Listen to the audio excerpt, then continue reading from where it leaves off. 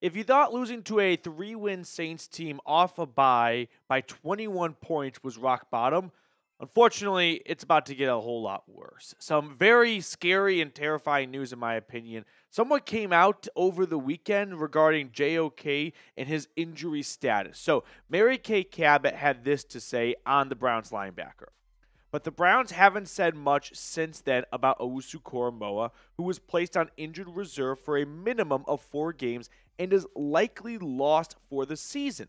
As it stands, no one has said if he'll be able to resume his NFL career, and at the very least, he'll have to undergo another extensive round of scans before he gets back on the field. When I read that, I had 2 thoughts come to my mind. My first thought was, prayers going to JOK right now. I mean, for everything he's gone through off the field, losing his brother, and now the dramatic injury and severe injury on the field with the neck injury, which is very scary.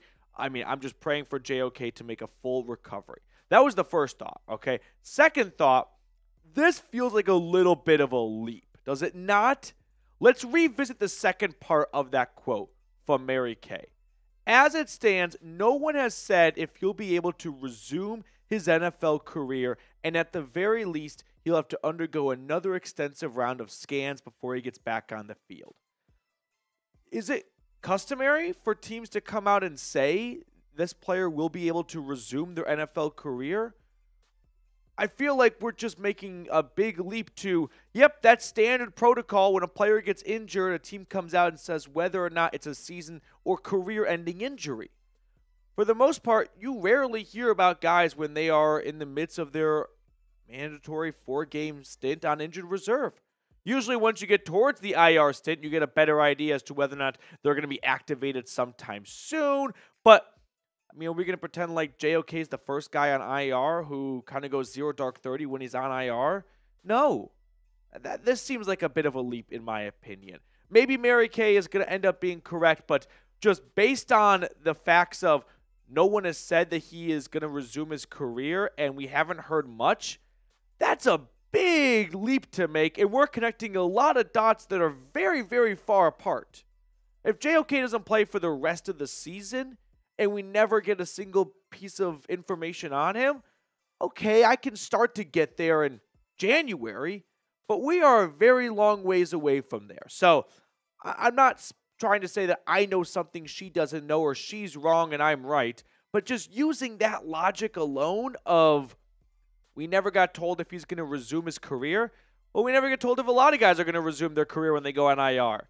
The assumption is always they are going to, unless specifically told otherwise. And not hearing much, we never hear much when players are on IR. When Juan Thornhill was on IR for the first 4 or 5 weeks of the season, no one was wondering in week 2, is that a career-ending calf injury? I understand the difference between a neck injury and a calf injury and the severity of it. But the point I'm making is when guys are on IR, they're in a whole different world. I mean, you hear players talk about this all the time. When you're on injured reserve and when you're battling an injury, you're like a ghost in the facility. You're rehabbing, you're working with the trainers, you're off doing your own thing. You're not on the same schedule. You're not going to practice. You're not having meals with the guys. You are a very different team at that point, and that's the injured team. And right now, unfortunately, that's where JOK is, but it's very ordinary and very customary for the injured team to be very quiet because there's usually very little updates until we get close to the end of their mandatory 4-game stint on injured reserve. Now, hopefully, JOK will be able to resume his NFL career. A neck injury is scary. Getting carted off the field is scary. Going to the hospital is scary. But I feel like if it was that severe, there would have been something that comes out of, yeah, we might not see JOK for the rest of the season.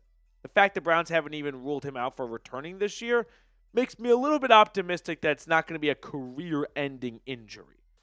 So, hopefully we get JOK back.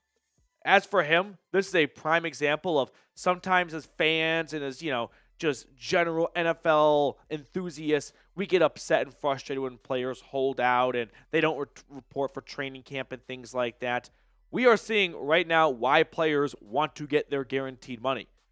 Luckily for JOK, if this does turn out to be a career-ending injury, he will have at least gotten paid more than a rookie contract for his awesome work in the first 4 years of his career. He'll have $20 million guaranteed from his contract extension over the offseason. And then on top of that, everything he made from his rookie contract. So thankfully, JOK, if it is going to be a long-term injury, will have a good amount of change in his pocket because he got that deal done before the year. And I know that it always seems unlikely that a severe injury is going to happen, but unfortunately it does happen. Like Brandon Ayuk got his extension done, tore his ACL a few weeks later. Now you see why he's very, very motivated to get that deal done, because you never know when an injury is going to come around the corner. So let's type 6 down below in the comment section to wish JOK a quick, speedy recovery.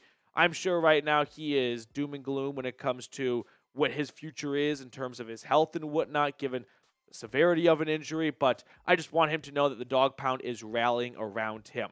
Now, we're going to talk more about some other unfortunate news that came out of the Week 11 loss in just a moment, some other injury news, and some lack of effort that needs to get called out. But first, I want to give a quick shout-out to our sponsor today, and that is Ollie, clean, fresh nutrition for your dog. Right now, Ollie is offering a fantastic deal to let your pup taste test a personalized meal plan.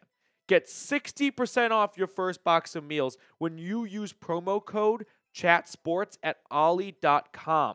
In 5 flavors that they'll absolutely love. You don't have to be a vet to know that feeding your dog real, whole foods with minimal processing is one of the best choices you can make for their health. With no harmful fillers and no preservatives, Ollie is made in U.S. kitchens with ingredients carefully sourced from trusted growers and producers around the world. Now, I've got my dog Cruz who loves Ollie, and she has a very sensitive stomach, not to be a TMI, but we never tried to change her dog food for the first couple of years because every time we tried something different, she was running to the bathroom. But we slowly incorporated Ollie to her diet, and I kid you not, she has never ran faster to her dog bowl. She paws at me every single day when the 5 o'clock dinner bell rings. She loves Ollie. So head to ollie.com, tell them about your dog, use ChatSports, and you'll get 60% off your first box of meals when you subscribe today. Head to ollie.com and enter promo code ChatSports to get 60% off your first box. They'll offer a clean bowl guarantee on their first box, so if you are not completely satisfied, you can get your money back. I put all that information in the comments and description of today's video. We touched on this in yesterday's video after the game, but if you're kind of like me, after a loss, you just want to completely unplug and just tune out all the noise, I have some bad news. Dawand Jones suffered a fractured ankle in the Saints game. He is out for the remainder of the season. He's expected to make a full recovery for the start of 2025. This is just an unlucky fluke injury. Joel Bitonio gets pushed back, falls onto Dawand Jones' ankle, and snap just like that. His season is over. It's a bummer, not just because of the injury, of course, but he was playing, I thought, pretty well at left tackle, getting better by the start, and giving the front office some hope that, hey, maybe we don't need to turn to the draft in round 1 to find our new future left tackle. We've got it in Dawand Jones. Now, we have 3 games of tape to try and form a conclusion off of. That's not very easy to do. So Jones lost for the season. It's a real kick in the nuts, but that's just another injury in what's been a slew of injury for the Browns for the last couple of years. You know who's not injured? Juan Thornhill. You know who's not putting in max effort? Juan Thornhill. He has been on the team for 2 years, played in 16 games. He has more touchdowns allowed than pass breakups. Other than getting a good cardio, which it's not even that great of a cardio workout for him because he's jogging after Saints players who are running into the end zone. And I understand that if he's in a dead sprint, he's probably not going to catch him. But you've got to understand the circumstances of when you are 2-7. You need to show this front office you are worth the last year of your contract. You need to show this fan base that they should continue to come out and support this team because they pay your salaries. Where do you think those big checks come from? TV deals primarily. You need an audience to get those big TV deals, which means you need butts in seats and butts on the couch watching this crappy performance. And when you're jogging after players, Sure, I understand you probably won't catch him. It's not going to make a difference. But it's a horrible look when you are a 2-win team and it looks like you are trying as hard as any of us could try out there. So that's one piece of bad news. How about this too? Dustin Hopkins. He stinks out loud. Dustin Hopkins in 2023 was awesome. In 2024, he sucks. In 2024, he is 14 for 20, 70% on field goals. He is 4 of 8 from beyond 50 yards. Last year, he was a perfect 8 for 8. He is broken. Special teams is broken. And also, just talk league-wide for a moment. I crunched the numbers. Kickers in the first 8 weeks of the season, 86% on field goals. Kickers since week 9, last 3 weeks, down 6 points. That's a decent drop, 6 points, from 86 to 80. So I'm not sure what's in the water for what kickers are drinking at practice, but league-wide, they are all struggling mightily after having an awesome start to the year where it seemed like no kicker could miss. Now we've got Justin Tucker going 1 for 3 in a game they lose by 2. The week before that, by the way, the Saints, I understand that Darren Rizzi, as a special teams coordinator, would be good for his special teams. He's also just a voodoo doll for opposing special teams.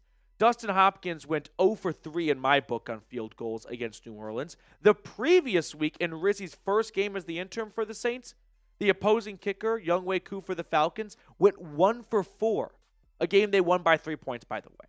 So there is a new level of luck that needs to be studied, and it's opposing kickers missing makeable kicks. And right now, kudos to the Saints, I guess, because they made more than the plays they had to do to win on Sunday, but they are definitely getting a nice little bump from kickers sucking when they come to play them. Now, when it comes to moving on from D-Hop, it's not impossible because he is a kicker, so his contract's not going to be massive. He did sign a 3-year, $15 million extension before the season began, so his dead cap hit for 2025 is $5.6 million. And if you were to move on from him, there are no cap savings to be had. So you just add $5.6 million to this right here, the growing dead money for next offseason, where Amari Cooper has $22.5 million tied up into the Browns' spending abilities. Zadarius Smith, $14.2 million. Why do the Browns do this? Well, they like to push money down the road because the salary cap always goes up. So if you have $20 million spaced out over 5 seasons, $20 million in cap hit for 2020 is very different than $20 million of dead cap hit or $20 million cap hit in 2024, because by 2024, the salary cap will have grown in the percentage, and that's what the Browns look at the most. The percentage cap hit will have gone down. I'm not a math teacher, but you can kind of see the napkin math of salary cap goes up as we move into the future. So push money into the future, maximize your spending abilities now, and keep cap hits low percentage-wise, knowing in the future when you do have to pay that bill, well, you'll have a bigger budget to spend because the NFL salary cap will have increased. That's the 60 to 90-second version of explaining the Browns' thinking behind all of their spending madness of pushing money down the road. So should the Browns cut Dustin Hopkins? I don't think they are glued to him because of his contract. It would be a real, poor performance review for Andrew Berry to go, yeah, I know I just gave that guy $15 million, but we cut him a few months later. That's not a good call for a GM. That takes a lot of pride to swallow and go, yep, bad move by my part. After a few months, it was a big mistake and we had to cut him. So that for that reason, I think Dustin Hopkins, unless he misses every single kick for the rest of the season, is probably going to come back and be the kicker in 2025, and hopefully he can get back to his 2023 days.